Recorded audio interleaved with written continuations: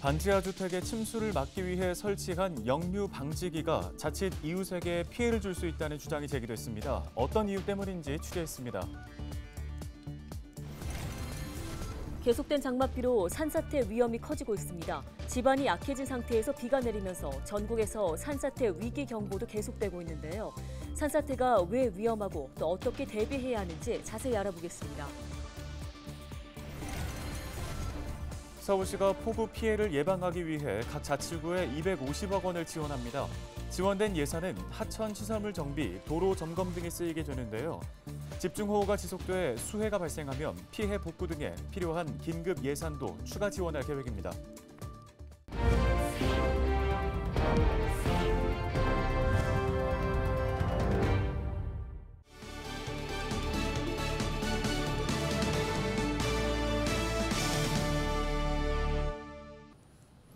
시청자 여러분 안녕하십니까? 헬로티비 뉴스입니다.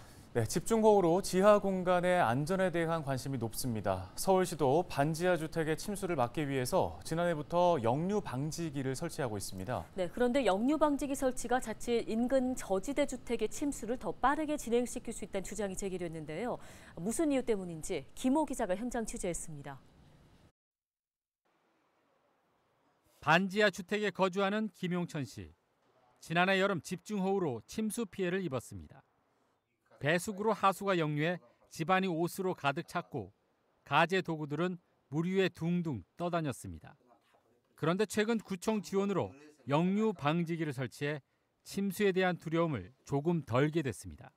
지난해는 뭐 올라와서 형편없었어요. 올해 이거 설치하니까 좀 마음은 놓이세요? 그 마음이 놓이죠. 서울시는 지난해부터 반지하 주택 침수를 막기 위해 역류 방지기를 설치하고 있습니다. 지금까지 설치된 역류 방지기는 중증 장애인과 침수 이력이 있는 주택 등 우선 설치 대상자 252건을 포함해 3,248건입니다. 그런데 일부 전문가들은 하수 역류를 막기 위해 설치된 역류 방지기가 자칫 인근 저지대 주택의 침수를 가속화시킬 수 있다는 주장을 제기하고 있습니다. 집안으로 역류될 빗물이 역류 방지기 설치로 관로가 차단되면서 배수 관로를 타고 다른 탈출구를 찾는다는 겁니다. 결국 낮은 지대에 있는 이웃 주택의 화장실이나 싱크대 등을 통해 역류할 수 있다는 겁니다. 역류 방지 장치도 내 집에 물이 들어오는 것들은 관로를 차단하면서 막아줄 수 있지만 그 물은 또 다른 어딘가로는 또 흘러가게 되는 상황이기 때문에 다른 쪽으로 흘러가서 또 다른 쪽으로 관으로 흘러가서 다른 집에 이전 침수로 이어질 수 있는 가능성들은 전혀 없다고 할 수는 없거든요.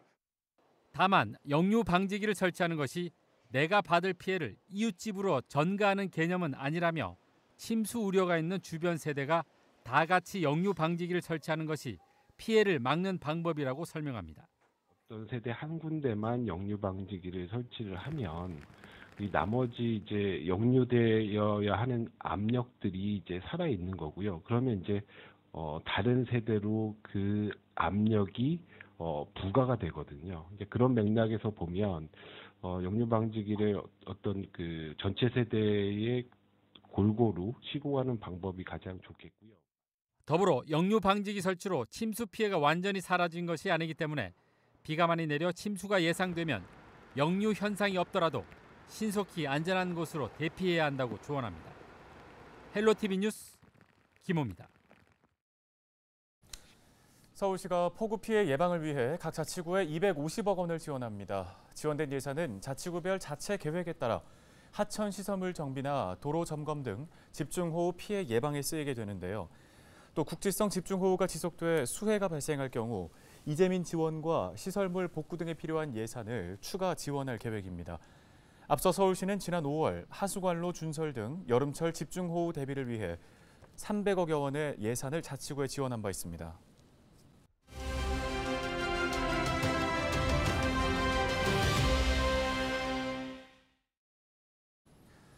네, 비가 잦아들수록 산사태 발생 위험은 커지는 것으로 확인돼 우려가 제기됩니다. 어떤 징후에 주목해야 하고 또 어떻게 대비해야 하는지 도움 말씀 들어보겠습니다. 네, 우석대학교 소방방재학과 공하성 교수 전화 연결돼 있습니다.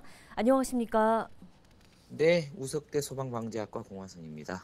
예, 교수님, 큰 비가 지나간 후에 오히려 산사태 발생 위험이 크다는 것이 지금 얘기가 나오는데요. 실제 왜 그런지 이유가 궁금합니다. 비가 땅속으로 충분히 스며드는데 일반적으로 2, 3일 정도가 소요된다고 합니다. 그러면 집안이 급격히 약해져서 산사태 위험이 더욱더 높아지는 것이죠. 네, 큰 비가 지나갔다고 해서 마음 놓고 있어서는 안 될 것 같습니다. 산사태 발생 징후를 좀 잘 알아둬야 될 것 같은데요. 어떤 현상들에 주목해야 할까요? 갑자기 많은 양의 물이 솟구친다든지 평소 나오던 샘물이나 지하수가 나오지 않는다든지 바람이 불지 않는데도 나무가 흔들린다든지 산에서 소리가 나거나 땅이 흔들린다든지 하면 산사태 징후라고 볼 수가 있겠습니다. 예, 말씀해주신 산사태 발생 징후만큼이라도 중요한 게 대비와 대피 요령이 아닐까 싶습니다. 우리가 알아둬야 할 수칙들은 어떤 게 있을까요? 시민들은 평상시 산림청에서 제공하는 산사태 정보 시스템이라든지 스마트 산림재해 앱을 통해서 산사태 발생 위험이 높은 지역을 미리 파악해 두는 것이 중요하고요. 산사태가 발생했을 때 행동 요령도 잘 알아두는 것이 필요한데요. 산사태는 위에서 아래로 발생되기 때문에 대피할 때는 그 수평 방향에서 가장 가까우면서 높은 곳으로 이동하는 것이 중요하겠습니다. 네, 산사태를 막기 위한 지자체의 노력도 좀 필요해 보입니다. 어떤 대책들을 세워놔야 산사태 피해를 효과적으로 예방할 수 있을까요? 지자체나 정부에서는 이 장기적인 대책이 필요한데요. 아카시아 나무나 사시나무 같은 뿌리가 약한 나무를 피하고 나구송과 같은 뿌리가 깊고 넓게 뻗는 나무를 식재하고요. 또한 나무가 조밀하게 식재되어 있는 경우에는 일부 벌채를 해서 나무의 뿌리가 넓게 뻗도록 이런 대책들을 세워야겠습니다. 네, 알겠습니다. 도움 말씀 여기까지 듣겠습니다. 우석대 소방방지학과 공하성 교수였습니다.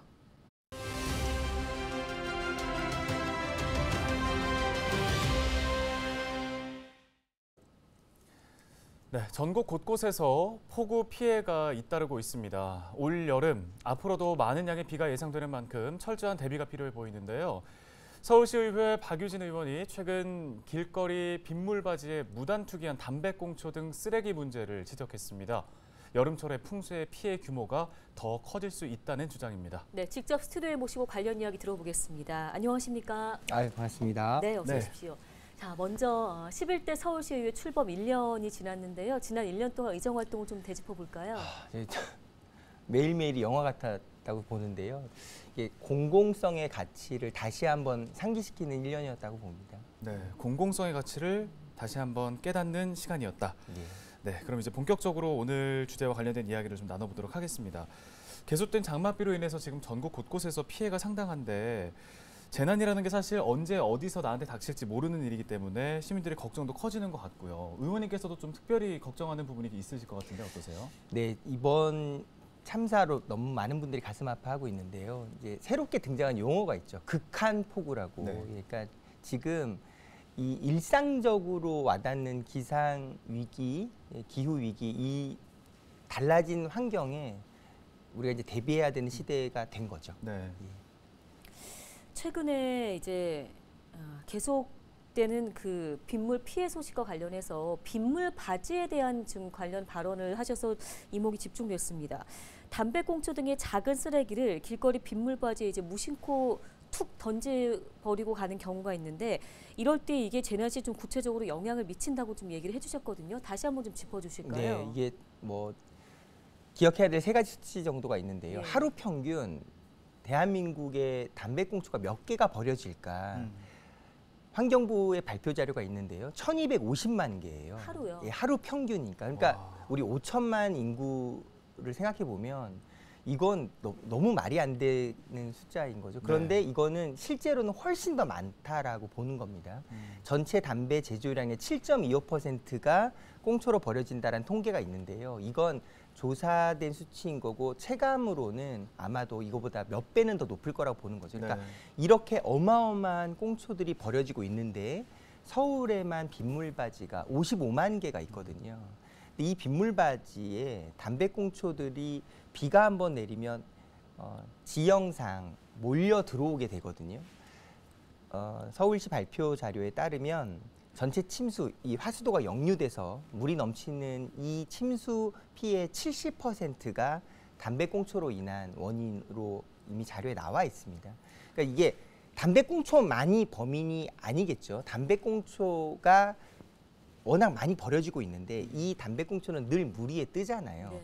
이 물 위에 뜨는 성격으로 인해서 쓸려 내려온 낙엽이던 다른 쓰레기와 함께 엉키게 되는 촉매제 역할을 하게 되는 겁니다. 네. 게다가 워낙 작으니까 미세한 촘촘히 틈마다를 막게 되는 거고요.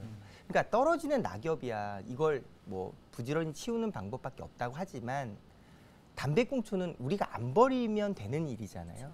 그러니까 이거는 정말로 이 문제의 심각성, 그러니까 이게 담배꽁초를 하나를 버리는 것이 아니라 우리 생존의 문을 닫게 만들고 있다라는 정도의 각성이 필요하다는 거죠. 네, 애초에 버리지 않는 게 일단 가장 중요해 보이고 또 그 이후에 지금 서울시가 빗물바지 청소를 좀 주기적으로 하고 있는데 이거를 횟수를 더 늘리겠다라고 합니다. 이게 맞습니다. 충분히 문제를 해결할 수 있는 방법이 될까요?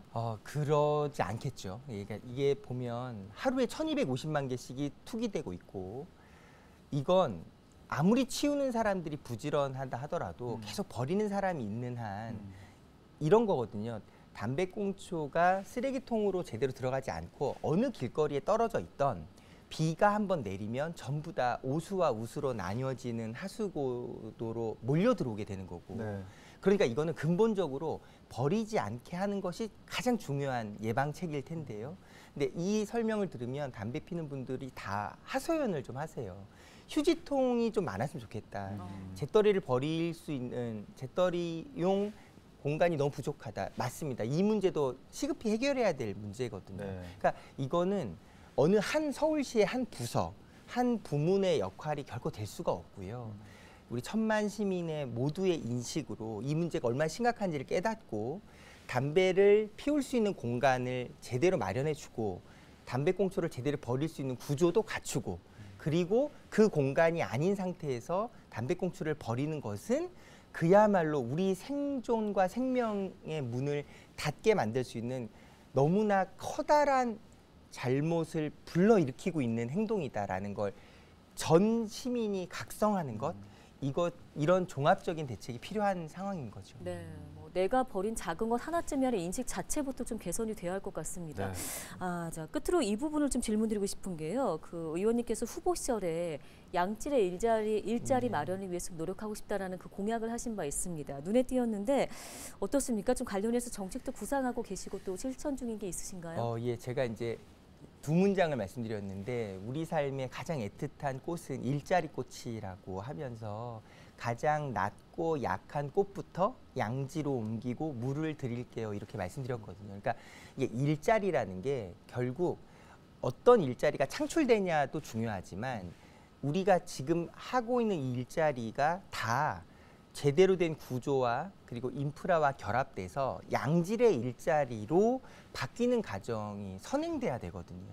그러니까 지금은 이제 그런 좋은 일자리를 만드는 것과 좋은 일자리를 만들어내는 것, 이 두 가지가 다 중요한 상황인데요. 먼저 이제 지금 우리가 하고 있는 일자리의 근무 환경부터 이제 우리가 가야 될 방향으로 개선되는 것, 여기에 좀 애를 많이 쓰고 있습니다. 네, 잘 알겠습니다. 오늘 관련해서 말씀은 여기까지 듣겠습니다. 지금까지 서울시의회 박유진 의원과 함께했습니다. 고맙습니다. 고맙습니다.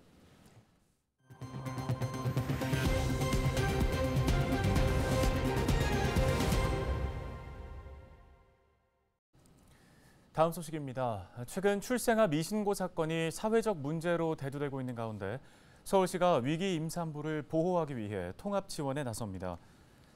먼저 위기 임산부 문제 해결을 위해 익명성이 보장된 24시간 전용 상담 창구를 만들어 9월부터 운영에 들어갑니다.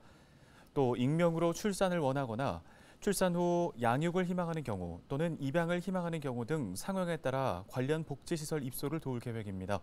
기관 연계 후에는 1:1 모니터링이나 방문 상담 등을 통해 산모와 아동의 안전을 확인한 뒤 지원 서비스를 마무리한다는 방침입니다.